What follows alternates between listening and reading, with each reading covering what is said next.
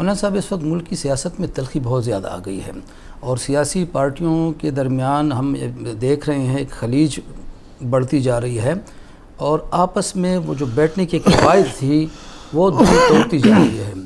ये जो आपस के राब्ते थे सियासी जमातों के, ये क्यों कर ख़त्म हुए और इसकी बहाली और वो सियासी रवायात कि दोबारा वो जो हम कहते हैं कि कौन इसको वापस ला सकेगा? देखिए, मैं एक सियासी कारकुन हूँ और मैं तमाम मामलात को सियासी माहौल के हवाले से देखता हूँ। सियासत में इख्तलाफ भी होता है, लेकिन राब्ते भी होते हैं, मुज़ाकरात भी होते हैं, मसाइल का हल भी उसी में ढूंढा जाता है। बात बुनियादी ये है कि आज आप मुझसे ये सवाल कर रहे हैं जिसको मैं नहीं समझता कि मैं उसका सही मुखातब हो सकता हूँ, क्योंकि हमारी सियासत में ये जो सियासत में तनाव, सियासत में शिद्दत और हर तरफ से बेलचक मौक़िफ़, इसका आगाज़ हुआ है 25 जुलाई 2018 के इलेक्शन के बाद। और फिर आपने देखा कि गुज़श्ता 3-4 सालों में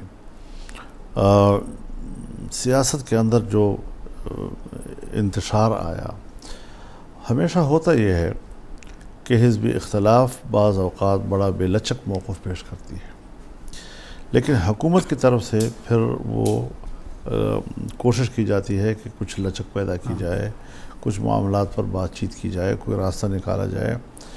लेकिन इमरान ख़ान साहब ने जो पीटीआई की एक जाली अक्सरियत की बुनियाद पर जो उन्होंने हुकूमत की, उसे पाकिस्तान के किसी सियासी फोरम ने कबूल नहीं किया जी। किसी अवामी सतह पर उसको पजीराई नहीं मिल सकी और उसमें इतनी शिद्दत आ गई कि आज भी हम उसके असरात महसूस कर रहे हैं कि कोई ऐसा माहौल नहीं बन रहा है कि जिसमें हम एक दूसरे के सामने बैठने के काबिल हो सकें। लेकिन आप इस बात को छोड़िए कि कोई एक पार्टी है और वो एक पार्टी जो है वो एक शिद्दत पसंदाना मौक़िफ़ लेकर और एक पुरतशद्दुद किस्म का एक सियासी माहौल मुल्क पे तश्कील देने जा रही है। आप इस बात को देखें कि गुज़श्ता 3-3.5 सालों में जो उनकी हुकूमत थी, तो तमाम क़ुव्वतें क्यों इकट्ठी हो गई। यानी आप ख़ुद जानते हैं कि जितनी जमातें इकट्ठी हुई और इलेक्शन के एक हफ़्ते के अंदर अंदर इकट्ठी हुई और एक हफ़्ते के अंदर अंदर एक मुत्तफ़िक़ा मौक़िफ़ आया और एक हफ़्ते के अंदर अंदर एक मुत्तफ़िक़ा डिक्लेरेशन का ऐलान हुआ, एक हफ़्ते के अंदर अंदर एक अलायंस तश्कील दिया गया, एक इत्तेहाद तश्कील दिया गया। ये चीज़ क्यों आई?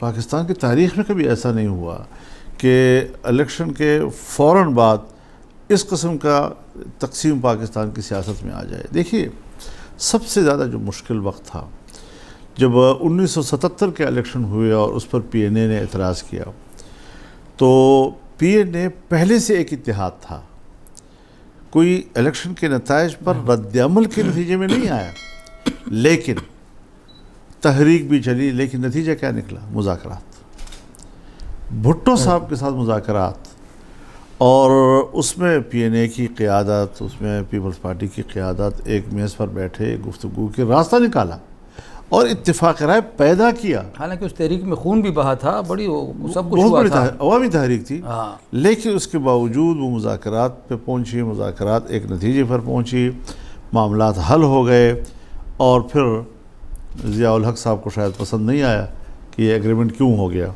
और उन्होंने जो है इक़्तिदार पे कब्ज़ा कर लिया, वो सारा उन्होंने मामला जो है ख़राब कर दिया। जो अब की सूरत हाल ये है कि सब लड़ रहे थे एक दूसरे के ख़िलाफ़, एएनपी, जमीयत, पीपल्स पार्टी, मुस्लिम लीग, सब एक दूसरे के मुकाबले में खड़े थे।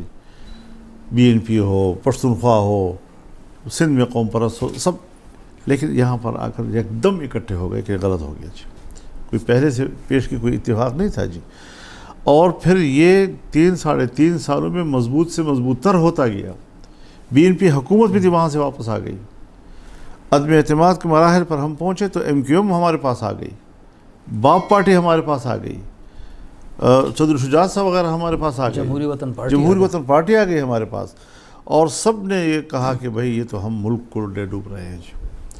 आज वो सब लोग एक हुकूमत में हैं, और जाहिर है कि आपके शहर में अगर कोई ऐसी बला आ जाए कि जो पूरे शहर को उजाड़ने की मूड में हो, तो फिर पूरे शहर को अपनी बिरादरियों का इख्तलाफ भी छोड़ना पड़ता है, दुश्मनियों का इख्तलाफ भी छोड़ना पड़ता है, सियासी इख्तलाफ भी छोड़ना पड़ता है, मजहबी इख्तलाफ भी छोड़ना पड़ता है, लेकिन उस बला को रोकना ताकि वो शहर को तबाह ना कर सके, उसके लिए आज हम इकट्ठे हैं।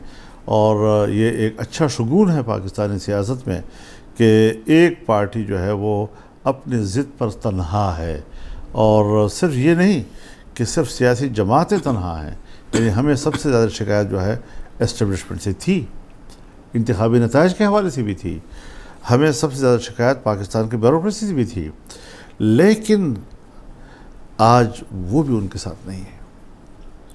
तो ऐसी सूरत हाल में बात को समझना चाहिए। देखिए, मैं एक और बात आपके इस सवाल के जवाब में ज़रा इजाफा कर देता हूँ।